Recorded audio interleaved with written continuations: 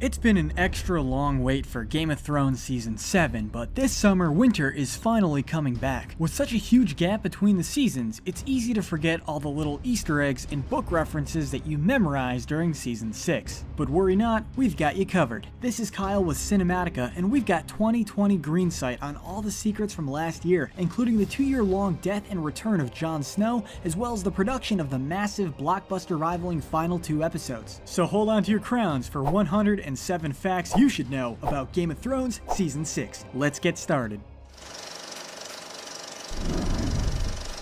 Game of Thrones Season 6 was filmed from July to December of 2015 and first aired from April 24th to June 26th of 2016. HBO ordered the 6th season in a bundled package with the 5th season all the way back in 2014, just days after the premiere of the 4th season. That's a pretty sweet deal. George R.R. Martin did not return to write an episode of the 6th season as he did in the first 4 seasons. He planned to use that free time to focus on writing the next damn book. Come on, George, hurry up. After sitting out for the entirety of Season 5, Bran, Mira, and Hodor finally returned to continue their mystical tree plotline. Also returning from the bench are Yara and Balon Greyjoy, and the Tullys, Brendan and Edmure. Jonathan Pryce, who plays the High Sparrow, became a series regular this season. You probably recognize him as the President from the G.I. Joe movies or Governor Swan from the Pirates of the Caribbean films. It wouldn't be a new season of Game of Thrones without some obvious recasts. Strawn Roger, who played the Three-Eyed Raven back in Season 4, has now been replaced by Max von Sydow. You may recognize him from his recent role as Lor San Tekka from Star Wars Episode 7 The Force Awakens, in which he played another old mentor character.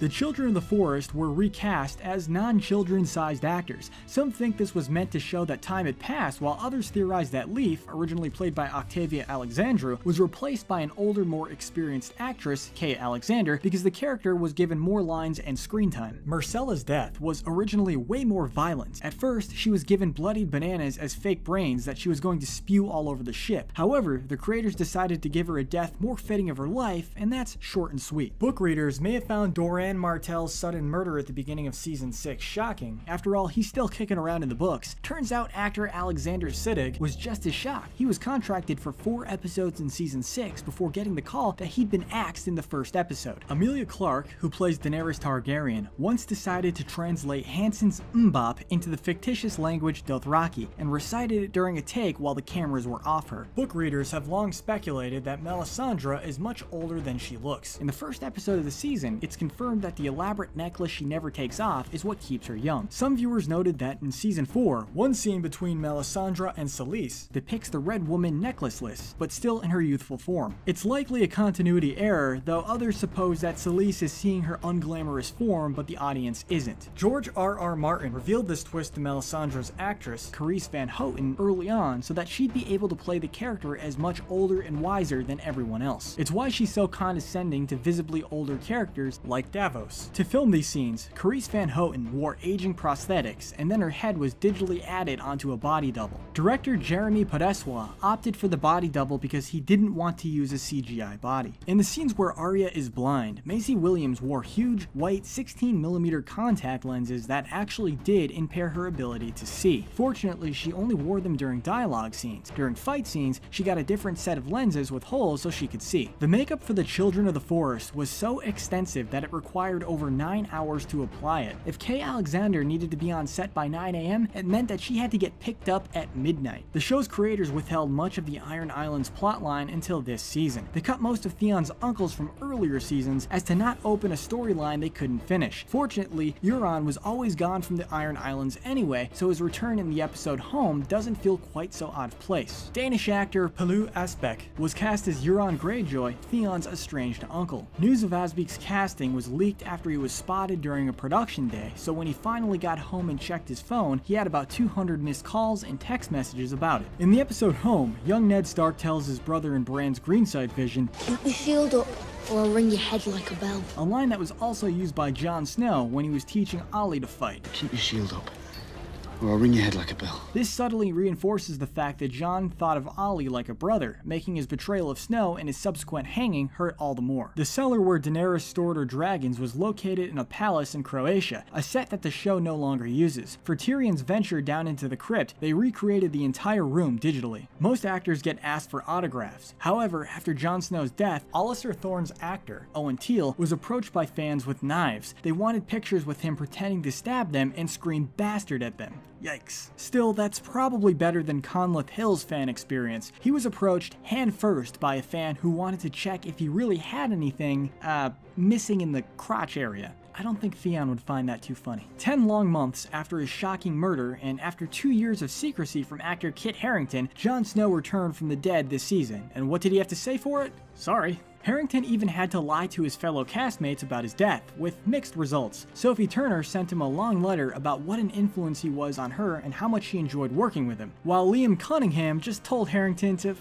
off. For the entire season, it was prohibited to even speak the words Jon Snow on set. Instead, every script, call sheet, and scene breakdown referred to him only as LC, short for Lord Commander. Only a handful of people were allowed to know the truth about Jon Snow: Kit Harington's close friends, family, and a random police officer. Wait, what? To get out of a speeding ticket, Kit Harington actually revealed Jon Snow's fate to the cop who pulled him over. Following the success of Netflix's Stranger Things, the show's creators reached out to the Game of Thrones producers to learn about the secret code names and spy tactics that, among other things, kept Jon Snow's death under wraps. The plan didn't quite go off without issue though. Photos were leaked of Kit Harington in Belfast with a new haircut and all new duds, starting early whispers that Jon Snow may not be dead after all. The show generally avoids using flashbacks since the creators consider it to be a lazy storytelling device. This season, however, they did use flashbacks for Bran. Apparently, Green Seeing is different because Bran's reaction to them create compelling character moments for him. The other advantage of flashbacks is being able to mess with the information that the audience thinks they know. Ned's famous sword battle with Sir Arthur, for instance, plays out rather differently than the Winterfell history books portray it. To increase suspense building up to the fight at the Tower of Joy, director Dan Sackheim took cues from Once Upon a Time in the West. Rather than starting the flashback at the duel, Sackheim rewound the clock further to emphasize the moment leading up to the historic battle. Sackheim also explained the choice to have Arthur Dayne use dual swords rather than his weapon, Dawn. He said that he wanted to make Dayne appear almost superhuman and that they couldn't pull that off with just one sword. The idea came from a video of Bruce Lee using a pair of nunchucks to play ping pong. The framing of Jon Snow rising from the dead was inspired by depictions of Jesus' resurrection by Italian painter Caravaggio. The director employed a heavy lighting contrast known as chiaroscuro to achieve the desired look. Many Shaggy Dog Lives conspiracists point out that the direwolf's severed head, as seen in the episode Oathbreaker, appeared way too small to be a direwolf. Episode director Dan Sackheim admitted that he thought the same thing when he first saw it, but the creature maker assured him that everything was up to snuff. Tyrion's failed attempt at breaking the ice with Missandei and Grey Worm using a drinking game is a callback to the same game he played with Bronn and Shae way back in season 1, with quite a different outcome. To attain the sheer awkwardness of the scene, Sackheim shot Missandei and Grey Worm's side first and gave them very little direction as to what they were supposed to be doing. Jon Snow and Sansa's long-awaited meetup in Book of the Stranger may be a sweet reunion, but the two never actually spoke to one another on camera prior to that scene. This episode depicts the uncanny reunion of 3 brother-sister pairs: Jon Snow and Sansa at the Wall, Marjorie and Loras at King's Landing, and Theon and Yara at the Iron Islands. Hey Brienne and Tormund shippers, there's a deleted scene where Sansa goes all mean girls on Brienne, making fun of Tormund's crush on her and flustering the mighty warrior. Also note, Christopher Hivju, who plays Tormund, calls their shipper name Bremond the Tarthbane. According to George R.R. Martin, Daenerys was not written to be fireproof. Her original survival at the funeral pyre was a one-time only situation, all thanks to her dragon eggs. For the show, however, they turned that fluke into a full immunity, taking her moniker the Unburnt literally. The show even alluded to her immunity earlier in season 1 when she touches her egg without getting burned. Those flames, by the way, were real. Of course, they didn't have Emilia Clarke walk through them. Her part was filmed separately and added later. Apparently, even with modern technology, fire is hard to fake with CGI. Dragons, sure, but not fire. Sackheim chose to bookend Oathbreaker and Book of the Stranger with Jon Snow Snow's icy resurrection and Daenerys' emergence from the fire. He likened both moments to a rebirth and noted that both characters are appropriately garbed in their rebirth day suits. In the episode The Door, we see a 7-spoked spiral pattern of stones surrounding the weirwood trees where the children made the first White Walker. Similar patterns appeared in the first episode of the series and later in Season 3's Walk of Punishment, both times made by walkers using body parts. According to David Benioff, this magic icon originated from the Children of the Forest. The Bloody Hand stage play that Arya watches is pulled directly from a plotline in a pre-released preview chapter from the Song of Ice and Fire novel, The Winds of Winter. Actress Essie Davis was cast to play, well, an actress in the show. Her character plays the role of Cersei Lannister in The Bloody Hand. During that play, Icelandic band Of Monsters and Men makes a cameo as the traveling musicians above the stage. This continues Game of Thrones' tradition of having popular alternative musicians make appearances. Season 6, Episode 5 marks the very first time the Mad King ever appeared on screen. Previously, he was only mentioned in passing, but is an essential part of the Game of Thrones lore. The Three-Eyed Raven's cave required a complete overhaul for the White Walker invasion. The set was constructed to be seen briefly and then cut away from, not to be filled with cameras, actors, extras, and special effects. The White Walkers now wear thick armor, something they didn't do in the first few seasons of the show. Turns out they learned something from their fallen brothers run-in with Samwell and now suit up before their invasions, just in case. For anyone who thinks that Hodor's heroic origins were made up for the show, George R.R. Martin said that this explanation is straight from the novels, and Book Hodor will soon be meeting a similar fate. Of all the things that Martin revealed to the creators about the remainder of the story, this hit them the hardest. The Hold the Door revelation was one of the 3 big twists that shocked the show creators during their meetup with Martin. The first was Stannis' futile sacrifice of Shireen, which we saw back in Season 5. That leaves just one more big moment. Following that episode, the internet erupted in a frenzy of Hodor doorstopper memes. Benioff and Weiss even took to Jimmy Kimmel Live to apologize for the slew of Hold the Door jokes inevitably headed your way. A Game of Thrones fan, Tony Wang, kickstarted the Hodor, a doorstop modeled after Hodor. Unfortunately for Tony Wang, he was shut down by HBO. Luckily for fans, HBO did this because they already planned to sell the idea through another license. During the Inside the Throne segment for Blood of My Blood, D.B. Wise refers to Benjen, who returned in Season 6, as Cold Hands Benjen. Cold Hands is a character from the books, not yet adapted in Game of Thrones, and one who is important to the journey of Bran and company. There was an additional scene in The Bloody Hand that poked fun at online reviewers who have criticized the gratuitous violence and profanity of the show, in which the episode's director, Jack Bender,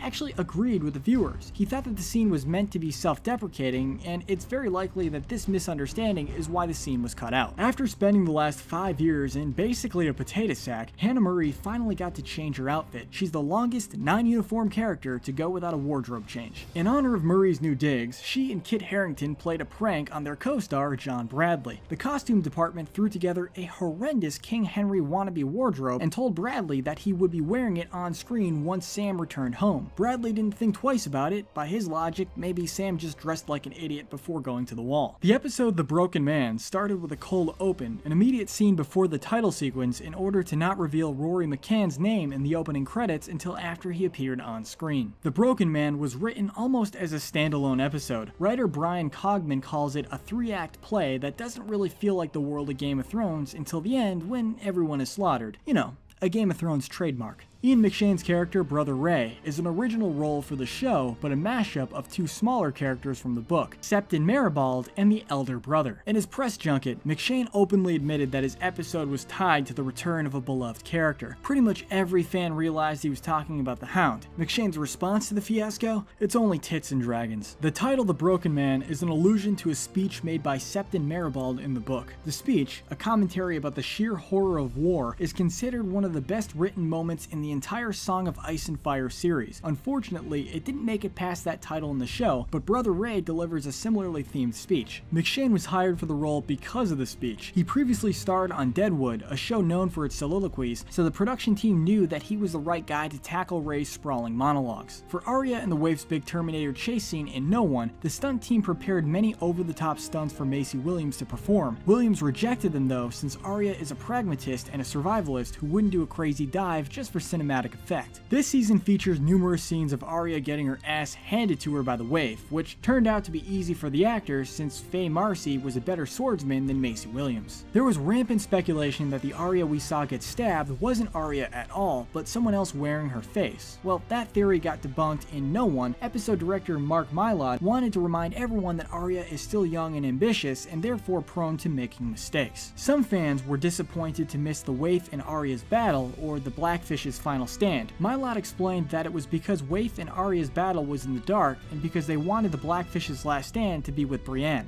in order to leave his storyline on an emotional note rather than a violent one. Tyrion once again brings up his brothel story about the honeycomb and the jackass. He last attempted to tell it as a prisoner back in season 1. He's cut off again this time, but with the addition of the line, "and the madame says." The final 2 episodes of season 6 are directed by Miguel Sapochnik. You might recognize his name as he directed the episode Hardhome. Sapochnik's directorial style is notably cinematic because he is influenced by big blockbusters. Battle of the Bastards tapped into films like Saving Private Ryan, Lord of the Rings, and Braveheart. Sapochnik was determined to keep the airborne assault scenes grounded in reality. He referred to actual footage of World War II fighter planes as well as the framing of fast animals and nature documentaries in order to set up his shots. The Battle of the Bastards went by a different name on set. The horrific bloodbath was affectionately referred to by the cute abbreviation BOB. The battle for Winterfell in that episode was completed after 25 days of shooting and was considered the largest scale shoot yet for Game of Thrones. The battle for Winterfell featured around 500 extras. In addition, the Stark and Bolton armies were trained separately to make them more competitive while filming. The series horsemaster, Camilla Noparis, was hounding the showrunners for more work until Battle of the Bastards used a total of 80 horses, the most she had ever been responsible for on set. The cavalry charge towards Jon Snow was not done in CGI. The horses really were charging full speed at Kit Harington to make the scene feel as real as possible. As Kit Harington put it was terrifying. The Battle of the Bastards was inspired by several historic battles, such as the Battle of Agincourt and the Battle of Cannae. Outside of history, Sapochnik also took inspiration from Akira Kurosawa's Ran. The body piles towards the latter half of the battle were inspired by ancient and even some modern battles. In those battles, there were accounts of bodies piling up so high they were obstructions on the battlefield. Every fake body used in the pile was dressed just like the real extras. That meant that they needed the full armor, the proper sigil and shield,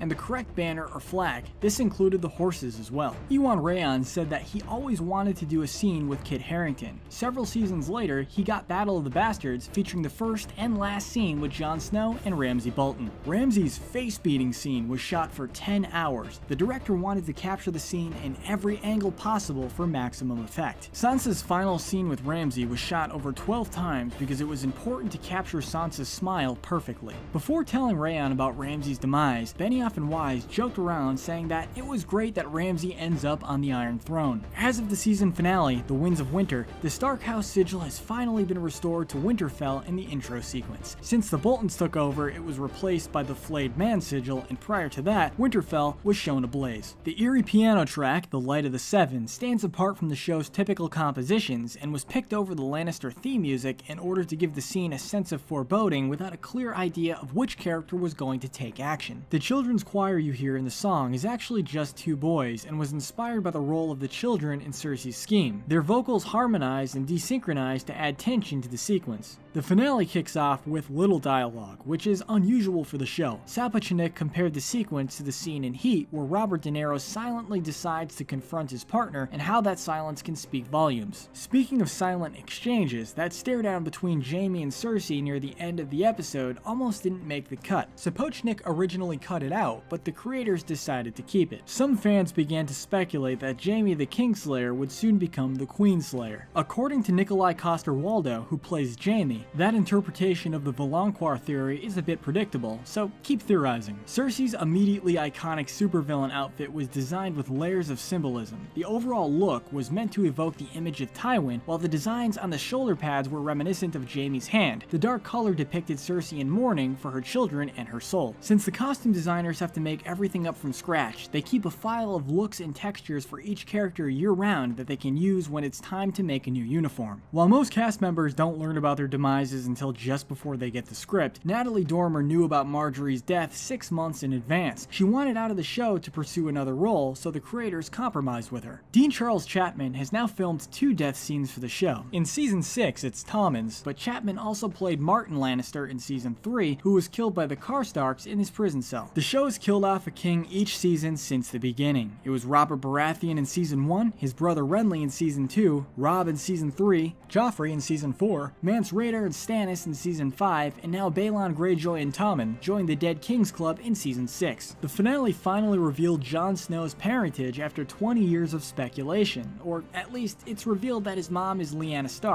The show doesn't explicitly say that Rhaegar Targaryen is his father, although an infographic posted on the official Game of Thrones website does. The King in the North scene in the finale is meant to be reminiscent of a similar scene from Season 1, in which Robb Stark is declared king. While it's a celebratory moment, we know that it didn't fare well for the previous king, so it comes with the same sense of foreboding. Unlike her character Lyanna Stark, Aisling Franciosi got to meet her TV son. Kit Harington was on set the day they filmed the Tower of Joy scene. However, Franciosi couldn't tell anyone that she met him, since at the time he was still publicly dead. Some viewers were confused when Varys made it from Meereen to Dorne and back in just a couple episodes' time. This is because each of the season's plot lines take place across varying amounts of time. For instance, most of Arya's plot takes place over a few days, while Jon and Sansa's occurs over several weeks. Before Conleth Hill was Varys, he was almost a king. He auditioned for the role of Robert Baratheon way back in the day, just before Mark 80. Daenerys may look ambitious and militant in the final shot on the boat, but Emilia Clarke was so freezing that she found it hard to stay in character. Until Sapochnik advised her to hum the Game of Thrones theme song in her head, clearly that helped because that's the take used in the episode. As of Season 6, there have been approximately 150,966 deaths on the show. That's not that many. While it's often said that this season strayed entirely away from the books, there's actually a fair bit of adapted content. This includes the entire King's Moot story arc in the Iron Islands, Samwell and Gilly's journey, and Arya's Faceless Man. This season featured the highest budget so far. Each episode cost over $10 million, with the season as a whole breaking $100 million. This season also broke the viewership record. It averaged 23 million viewers per episode, counting all viewing platforms. That's a 15% increase over last season, which previously held the series record. Every season has the Wolf Unit, the Dragon Unit, and Season 3 brought us the Raven Unit. This season called in the White Walker Unit, which is by far the scariest sounding unit. Game of Thrones became the most awarded series in Emmy history this season with 38 wins and 106 nominations, beating the previous record holder, Frasier. This season in particular won Outstanding Drama, Outstanding Directing, and Outstanding Writing. In May of 2016, rumors emerged that Jon Snow would be getting a spin-off series after Game of Thrones ended. Studio executives were quick to deny these rumors, stating that before HBO made plans, they would see how the finale seasons played out and which characters were alive in the end. Once again, I'm Kyle with Cinematica, and thanks so much for watching 107 Facts About Game of Thrones Season 6. Who's your favorite character from Season 6? Comment below and let us know. Don't forget to click the bell icon to become a part of our notification squad and subscribe to Cinematica, where we help you watch smarter.